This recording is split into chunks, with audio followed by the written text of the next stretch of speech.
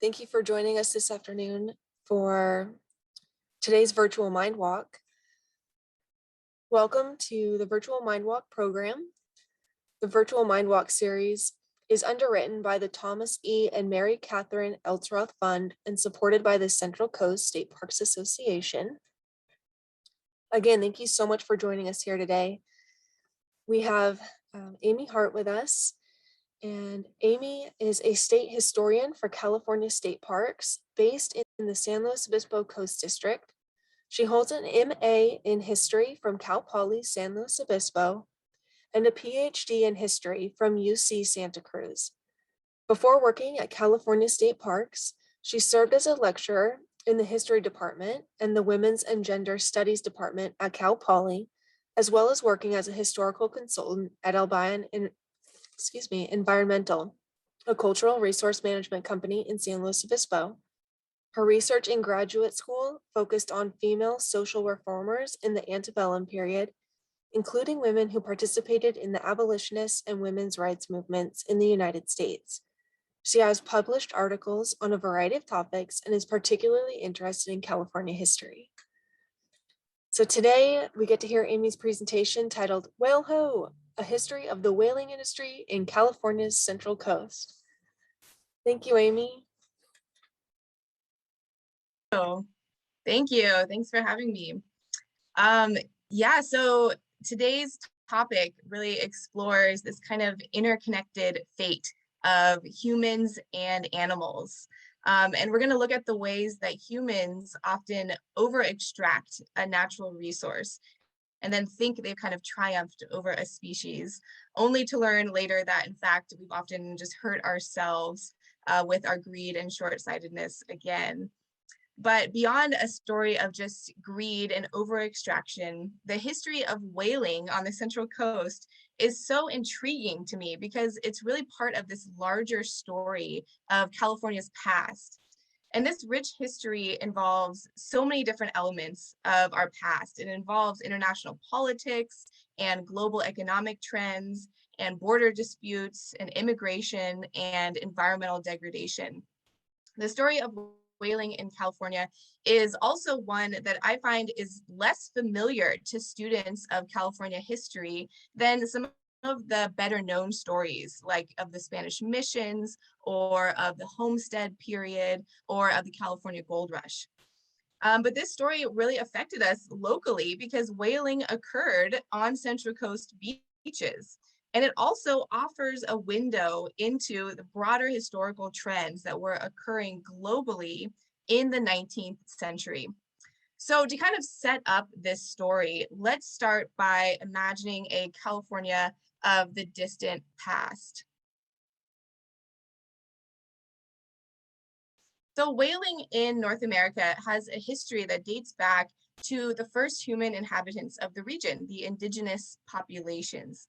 So as an example, the Chumash and Salinan tribes on the Central Coast harvested whales for sustenance. But instead of relying primarily on whale hunts, they would typically wait until a whale carcass washed ashore.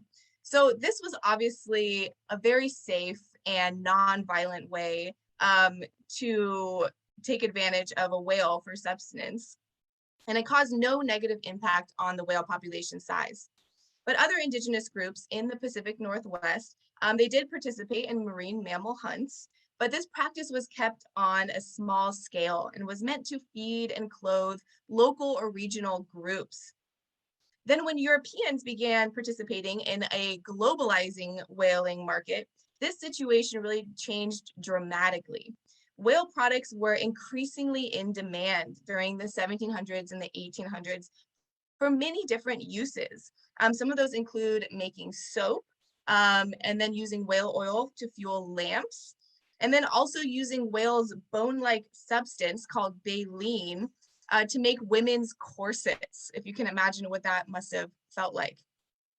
So by the early 1800s, the whaling industry was actually dominated by Americans on the East Coast, and it was a significant part of the American economy. By the 1840s, there were about 735 American whaling ships out of a total worldwide of just 900. So at its height, the whaling industry contributed $10 million in 1880 dollars to the national GDP. And that was enough to make it the 5th largest sector of our economy. So it was a really significant sector, and America was a really significant player in the worldwide whaling market. But we should remember that while this industry was really booming on the East Coast in the early 1800s, the West Coast of North America was still a place of competing European powers, and it was not yet even a part of the United States. Now, Alta California had been colonized by the Spanish since the 1700s, but other Europeans still traded and conducted business in the area.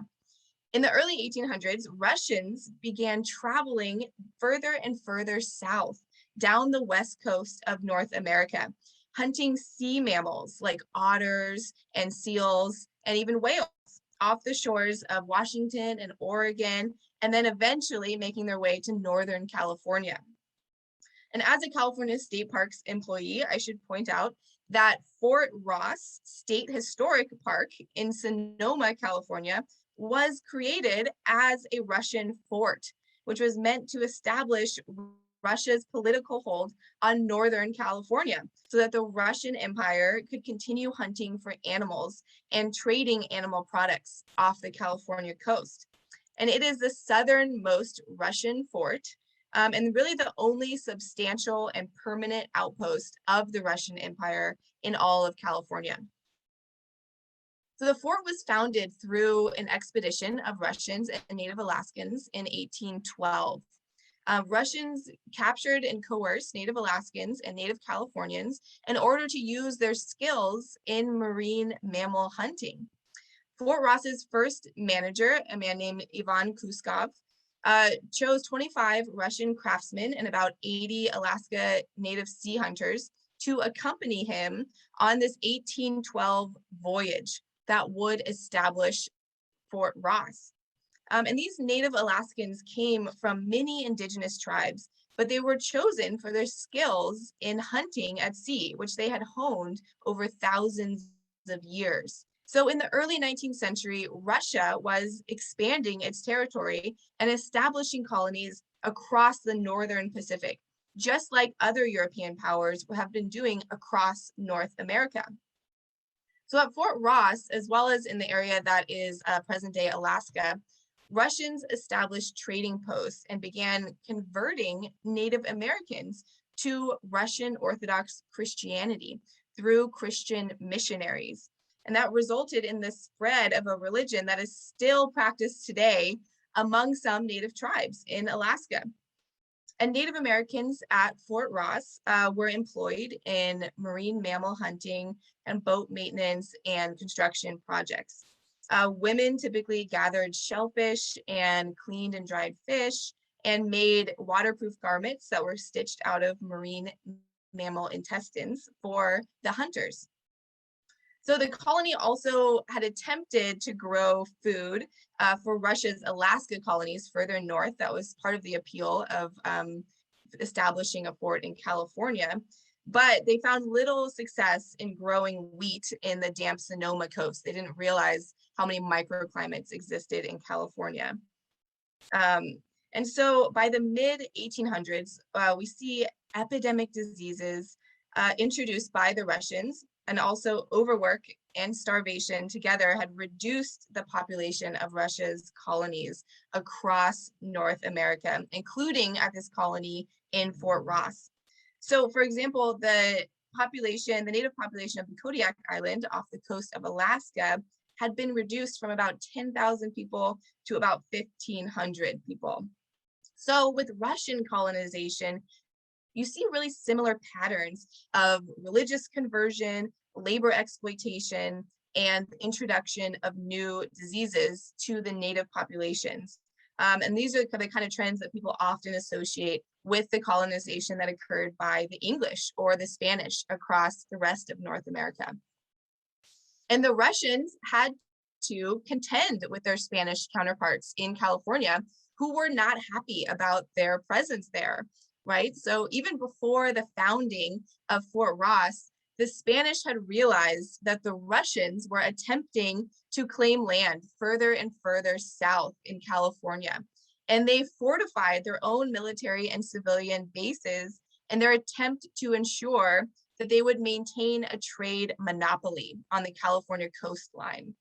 So the Spanish, of course, had already established missions and presidios and pueblos up and down the coast of California ever since the Portola expedition of 1769.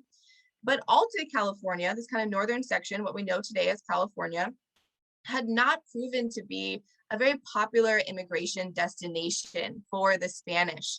And so it remained kind of sparsely populated with the colonists, making the Spanish hold on the area relatively weak. So the Spanish had actually founded San Francisco in 1776, in part to discourage this kind of southward spread of Russia's colonies that they anticipated occurring. But the Russians just kept encroaching on Spanish claimed land further and further south. So while the Spanish government attempted to kind of regulate exports in California because they wanted to monopolize trade there, in reality, because their hold was so weak on California, these isolated bays like San Simeon or Avila offered excellent opportunities for illegal smuggling by passing Russian ships who were willing to trade in things like marine mammal products. And that's exactly what occurred. And then in 1810, we see that Mexico starts a war of independence against their Spanish colonizers, which would last over 10 years. And then it was during that time, that transitional period, that the Russians established Fort Ross. And in the end, we see Russian colonization did not last in California. This new Mexican government that eventually won their independence and claimed Alta California, they were much more successful in enticing settlers to move to Alta California by giving away these large swaths of land to people through land grants. And so this growing population moving north into Alta California put more pressure on Russians to withdraw from Fort Ross. And by 1841, the fort had been abandoned. And so even though the Central Coast was never home to any permanent Russian forts like Fort Ross, it was impacted by these border disputes that were happening between Russia, Spain, and Mexico. The trading that occurred in isolated bays like San Simeon really became more robust during the Mexican period in California, when the Mexican government introduced more liberal trading policies. And residents of Alta California were allowed to trade with foreigners now from places like England, France, and Russia, and the United States. So we see more and more shipping coming out of California. So what was being shipped out of California during this Mexican period in the mid-1800s? Well, popular items that were shipped out of California bays really depended on what products were in demand at that time globally. And in this period before electricity, some of the most popular products were light producing products. So by the 1800s, an oil lamp had been designed that burned much more efficiently and was very bright compared to previous lamps that had run off of tallow or lard, which were products that were found in farm animals. And this new type of lamp ran off of whale oil. And this really led to a boost in the whaling industry. So the whaling industry had been slowly modernizing by this point. And Europeans and Americans on the East Coast were using faster ships and new weapon technologies to kind of supplement the hunting methods they had learned from indigenous groups. And they were really scaling up these methods to meet this increasing demand for whale blubber. And on the East Coast of the United States, where deep sea whaling was being advanced by American sailors, whales were already becoming more and more scarce by the early 1800s. Whaling vessels from New England were forced to travel farther and farther out to sea to find the coveted sperm whale that they were seeking.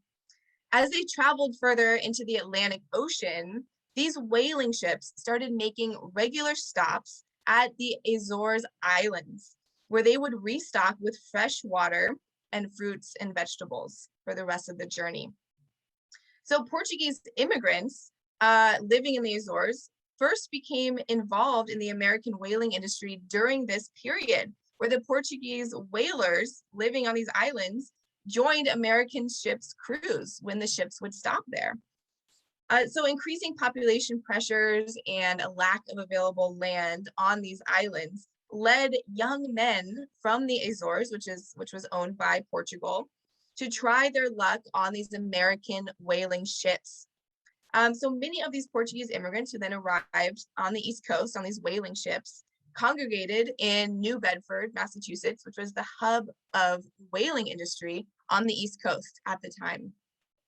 And then, like many immigrants from around the world, many groups, these Portuguese immigrants were then enticed to travel to California by the news of the gold rush in 1848. But pretty quickly after they arrived in California, these hopeful gold miners realized that there just wasn't enough gold to go around. Not everyone was going to make money off of the gold mines. And so they started seeking alternative ways to make money. And these Portuguese immigrants were already familiar with whaling. And so soon we see Portuguese immigrants become the most numerous group involved in California shore whaling. So here in California, shore whaling was the preferred method of whale hunting at this time. Shore whaling meant that whalers could live on the shore and only go out to sea when a whale came to them, as opposed to setting off on these long deep sea voyages that might keep a crew away from land for months at a time. Shore whaling allowed for people to live on the coast with their families, but since they weren't actively seeking the whales in the open ocean, it also meant that the whalers could occupy themselves during the seasons when whales were scarce, which was often done by participating in dairy farming or other agricultural pursuits, which we see occurring on the Central Coast with these whalers. Shore whaling also meant that whale hunting could really only occur during the periods of whale migration up and down the California coast. And so whalers were really reliant on the whales' schedule in California. And we see gray and humpback whales were the species that were primarily hunted along the California coast.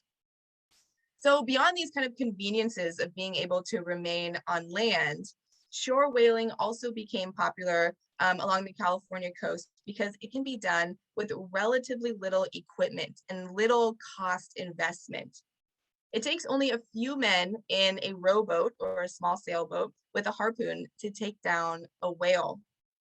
But shore whaling is also an especially dangerous form of whale hunting because men must be brave enough to row out into high surf. And when they get to that high surf, they would face down 30 to 50 ton whales who could easily tear apart their boat and drown the men.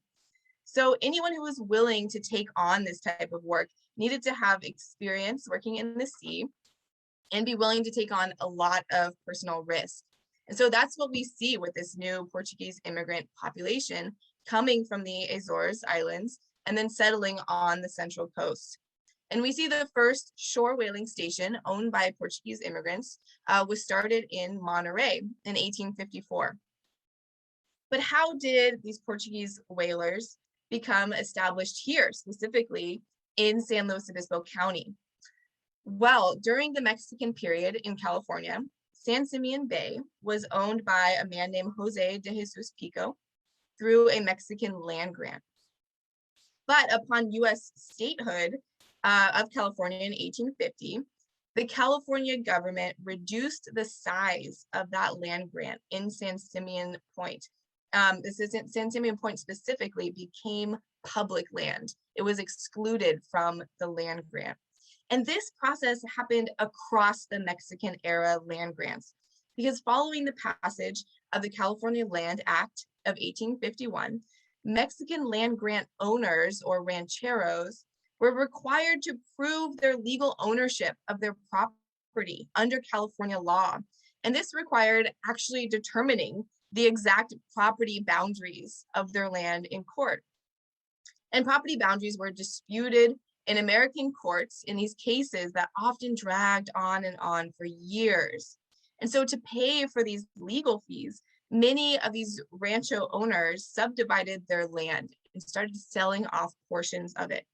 And even those who didn't sell their property often had a difficult time proving the exact boundaries of their large properties. And so in the end, many of these properties were reduced in size, and then the leftover land became public land. And this development opened up public lands for purchase or for squatting. And this often happened, this was taken advantage of by American or European settlers who then claimed these public lands and built houses or businesses on these lands. And this is exactly what happened in 1864 when a Portuguese whaling boat captain arrived in San Simeon, and he started his whaling business at San Simeon Point. So Captain Joseph Clark, who had changed his name from Jose Machado, built a small wharf near San Simeon Point to help his whaling boats clear the surf. Many local reports discuss whaling occurring at San Simeon even since the 1850s, but it was really Captain Clark who established a large-scale and successful whaling operation there in the 1860s.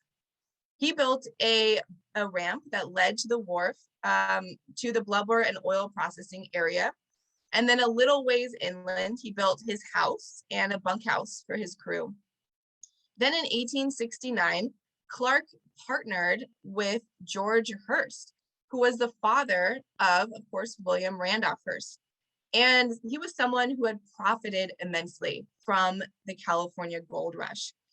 Hearst had purchased about 50,000 acres of the Piedra Blanca Rancho in 1865. And he and Captain Clark together built a larger wharf on San Simeon Point. And this wharf was never really that popular because it was located in a spot with really rough surf. And so Hearst ended up building another wharf in the Bay of San Simeon in 1878, which Captain Clark then would use for shipping his whale oil, though he continued to run his whaling station out of this original location on San Simeon Point. And Captain Clark was very successful, and he eventually built his business up until he owned 9 boats, including a tugboat. His whaling station included 3 200-gallon rendering vats where they would boil whale blubber, and various storage buildings to store all of their tools and equipment. And Captain Clark was already an established and experienced whaler who had worked up and down the California coast before he arrived at San Simeon. He had started working in California in the 1850s at that first whaling operation in Monterey. He then moved down to San Diego Bay and then to Los Angeles before finally moving to San Luis Obispo County. Captain Clark was the sole owner of his whaling operation at San Simeon, and he hired his own crew, which was actually pretty rare for shore whaling businesses at the time. Most shore whalers couldn't afford to front the costs of the boats and the equipment and the crew salaries. And so whaling captains often started whaling companies with investors who were the other men who worked on the crew. And then they would all share the profits amongst themselves. But because Clark was already established as a successful whaleboat captain, he started his own operation and he was able to hire his own crew. So he managed the station there for over 20 years. And as you can see from these 1870 census records, 100% of Clark's crew were first generation Portuguese immigrants. So it just shows how numerous they were in the whaling industry. And San Luis Obispo County actually had 2 whaling stations. One was in the area of Port San Luis near Avila Beach, and then that second at San Simeon.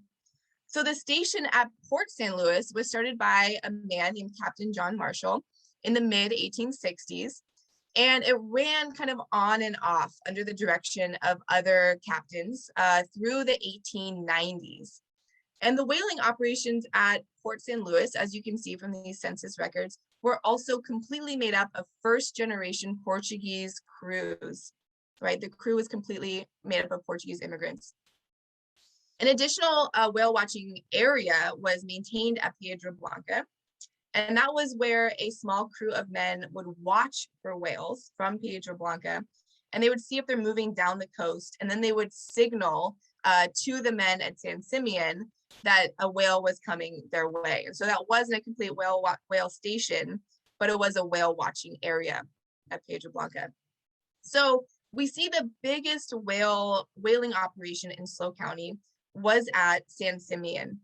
And as we already discussed, the most populous immigrant group involved in whaling was the Portuguese from the Azores Islands. Though we also know that Chinese fishermen who lived in the area were also occasionally assisting these whaling crews with capturing and bringing in the whales. And the Chinese fishermen who aided these crews would often be given the whale sinew as payment. So sinew is a fibrous tissue that could be made into a strong string or a fishing wire. And this would be shipped to San Francisco and then could be sent out to China for sale in these larger markets. So to bring this story full circle, indigenous tribes of the Pacific Northwest still use sinew today in their traditional bowhead whale hunts. And these hunts are they're traditional and ceremonial, and they're very regulated today. But in the 19th century, there's none of these regulations, right? Whaling is rapidly expanding at this very unsustainable rate. So we see at San Simeon, for example, Captain Clark hires local blacksmith, George Proctor, to produce increasingly more deadly and powerful harpoon guns for his whaling crew.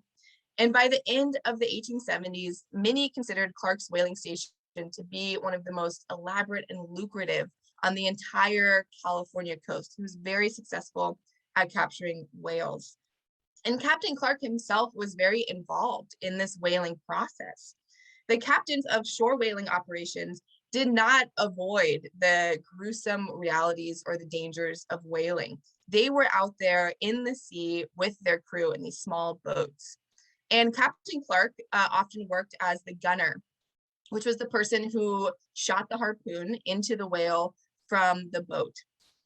So once the whale was harpooned, it would then be attached to the boat, and it would tow the boat until it was exhausted, which would allow for the kind of second approach where it would often be stabbed to death by long bladed lances.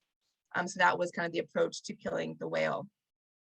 So whaling was obviously really brutal and violent for the whale. And it was also incredibly dangerous for the whale hunters, especially this form of shore whaling done in the 19th century. So typically, two small rowboats would head out from shore at the same time for safety, so that if a whale capsized one of the boats, which was not uncommon, there would be another boat nearby for the crew to swim towards. So the boats would row or sail out past the surf and would wait for the spout of the whale to come up. And then if one boat saw the whale spout, the watchman of that boat would signal to the other boat. And this might be something like whale ho, or there she blows, if you've heard those sayings before. And this would signal to the other boat to join the first boat for the whale hunt. And so after the whale was harpooned, the whales would drag the boats out to sea until they became tired. And this would sometimes take up to 20 miles before the whale finally tired and slowed down.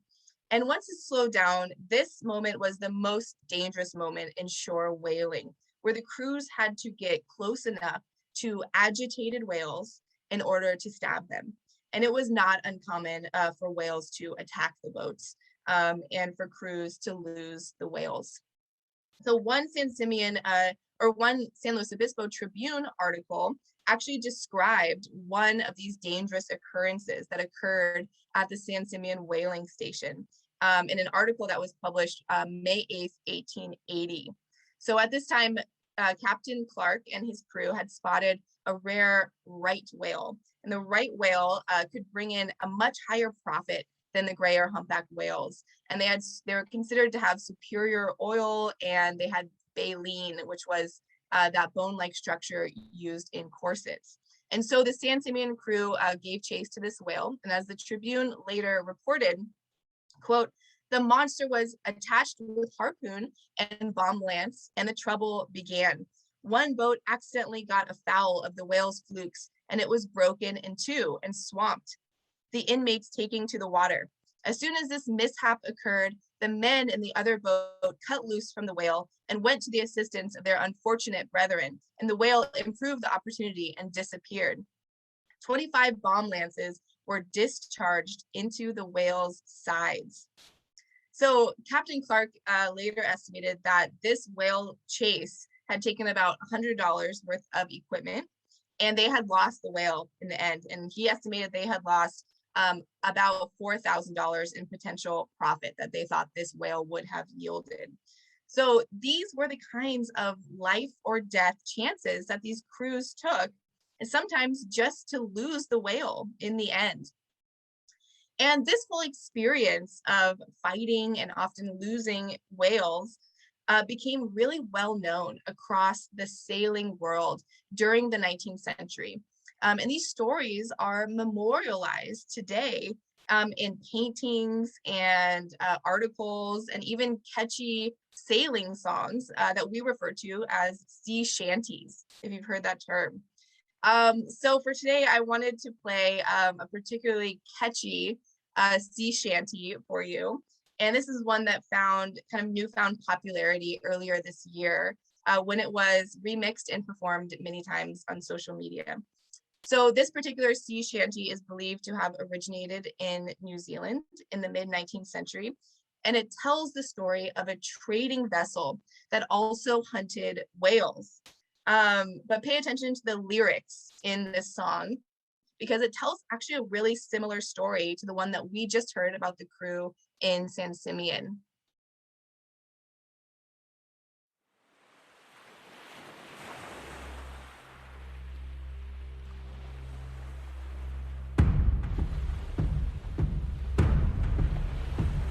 There once was a ship that put to sea, and the name of the ship was the Belly of Tea. The winds blew hard, her bow dipped down. Oh, blow me, bully boys, blow. Soon may the wellerman come to bring us sugar and tea and rum. One day when the tonguing is done, we'll take our leave and go. She had not been 2 weeks from shore when down on her a right whale bore. The captain called all hands and swore he'd take that whale in tow. Soon may the wellerman come to bring us sugar and tea and rum. One day when the tonguing is done, we'll take our leave and go. Before the boat had hit the water, the whale's tail came up and caught her. All hands to the side, harpooned and fought her when she dived down low. Soon may the wellerman come to bring us sugar and tea and rum. One day when the tonguing is done, we'll take our leave and go. Soon may the wellerman come to bring us sugar and tea and rum. One day when the tonguing is done, we'll take our leave and go. No line was cut, no whale was freed, and the captain's mind was not on greed, but he belonged to the whaleman's creed. She took that ship in tow. Soon may the wellerman come to bring us sugar and tea and rum. One day when the tonguing is done, we'll take our leave and go. Soon may the wellerman come to bring us sugar and tea and rum. One day when the tonguing is done, we'll take our leave and go. Okay, yeah, so that's a really fun and catchy sea shanty. And you'll see in those lyrics, right, that it's also telling of whalers trying to catch an elusive right whale, just like at San Simeon. So another way that these tales were recorded and remembered were in books that told about the lives of whalers. And perhaps the most famous story of whaling was written in 1851 by Herman Melville, and that's the story of Moby Dick. So in this story, the protagonist is hunting a sperm whale. which was a very coveted whale during that period, just like the right whale. Though this particular whale in this fictionalized story had already killed and maimed many men. And so the book tells the kind of harrowing story of a Captain Ahab, whose psychological and physical health was really severely deteriorated over his many years working as a whaler. And of course, Moby Dick is a fictionalized account, but it's really rooted in the real stories of these whalers from places like New Bedford, Massachusetts, where many men and whales lost their lives to this line of work. So this long search for Moby Dick only ends in more death for the crew of the ship, as these hunts often did for whales across North America, including at San Simeon. But even if the whales were killed during the hunt, as these whalers always hoped for, then this brutal work of processing the whale's body began. And that was not an easy task, right? In the sea shanty, we just heard that process was called the tonguing, right? That was a term for it, also called flensing of the whale, which was removing its skin and blubber. So if the whale didn't sink into the ocean after it was killed, which was actually a relatively common experience, and that was a way people lost the whales even after their death. If it didn't sink and they successfully brought it to shore, the blubber would then be stripped off the whale and the oil and other materials would be removed and processed. This was a really gruesome and a smelly job, a really unpleasant job. So some men on the crew would then remain on shore to boil the blubber and extract the oil, kind of processing all these products from the whale, while the rest of the crew might return to their boats and resume the hunt for whales. So at San Simeon, an average gray whale yielded 35 barrels of oil, right? These were just huge animals. And the record catch was 25 whales in one season at San Simeon. That was kind of their peak in whaling.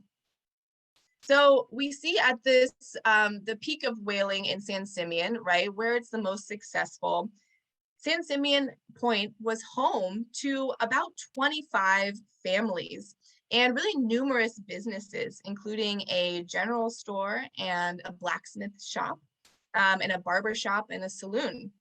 And so the general store served the whalers and their families, as well as people who lived and worked on the surrounding ranchos still.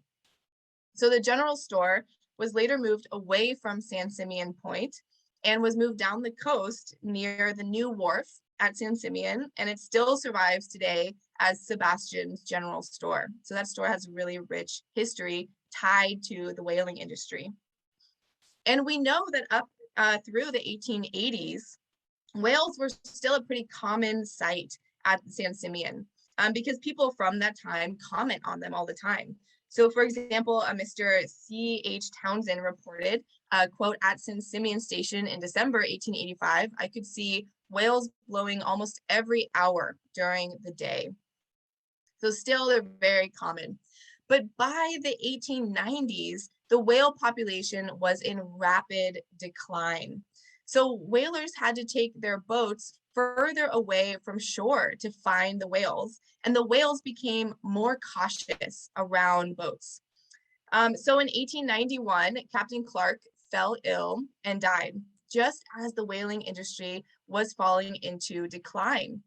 A whaling captain from Monterey, Captain Jose Pedro, took over the San Simeon station, but it was finally closed in 1894 when it proved to be no longer profitable.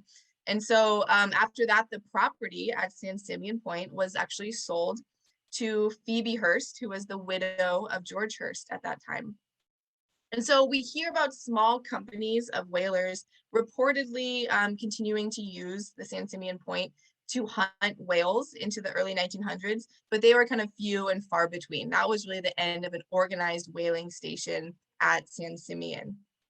So while most shore whaling ended in California in the 1890s, the last shore whaling station near San Francisco continued occasional operations up through the 1960s. And we see many factors really leading to the end of the whaling industry in the United States. Industrialization opened up new opportunities for work in manufacturing and for large-scale agricultural production. We also see the growth of railroads and the exploration of Western lands across North America, offering new labor opportunities on land for American workers, right? So manufacturing was really more regular and predictable work, and it's much less dangerous than whaling. And so we see American workers really come to prefer that, right? People are starting to prefer working on land, these new labor opportunities, than whaling. In addition, petroleum is also subsidized by the US government, and it comes to replace whale oil lamps for lighting. So we see kind of technological advancements also kind of shifting this demand for whale oil. So all of these causes together really lead to this decline of whaling in the US. And the Portuguese immigrants who made up much of the whaling industry in California also move on to just safer and more consistent jobs in farming and dairy ranching, right? So many immigrants that came from the Azores Islands, they settled in the rich farmlands of the Central Coast and the Central Valley, where their descendants remain today. So at the same time that these new economic opportunities were diverting the attentions and the efforts of American workers away from whaling, we also see increasingly powerful weapons that are being utilized and developed by Norwegian whaling ships, where whaling continued to be a big national industry through the early 20th century. So this technology really meant more efficient killing of whales, including of mothers and their calves, which contributed to a rapid decline in the whale population. Right. Also, coal-fired steamships are developed and used in whaling, and it's much more efficient in finding and keeping pace with whales. So it's just more efficient technology for killing whales. And so this near extinction of whales eventually prompted the introduction of government regulations in whaling, which would finally bring more protection to whales and allow their population a chance to recover. So records of humpback whale populations suggest that in the 1830s, there were around 27,000 whales. But by the mid-1950s, only 450 remained. So we see with this continued these whaling efforts in Norway, that the whale population is still declining. And so the US then officially outlaws whaling in 1971. And the International Whaling Commission outlawed commercial whaling worldwide in 1986. So these regulations led to a really strong recovery. And now the humpback population is thought to be at about 93% of its original size. So you can really see the influence of these government regulations on improving whale populations. So today, these whaling stories are really just a part of our past on the Central Coast. And the original blubber boiling vats and whale bones that were left over from years of whaling can actually still be seen at the Hearst Memorial State Beach in San Simeon, right? So when whaling was very popular in the 19th century, these whale bones would be scattered all across the beach, and there's still evidence of them there today. So the global recognition of the need to outlaw whaling is a really positive and hopeful end to this story of whaling. And I hope that as we move forward with this knowledge of where we've been, that we learn from our past mistakes and prioritize the development of more sustainable products that will lead to less harm for animals and humans alike. So I'd like to end this presentation with a quote from Melville's Moby Dick, which will characterize this kind of self-destructive and unsustainable desire to always obtain and acquire more despite the consequences. It says, quote, "For all men tragically great are made so through a certain morbidness. Be sure of this, O young ambition, all mortal greatness is but disease."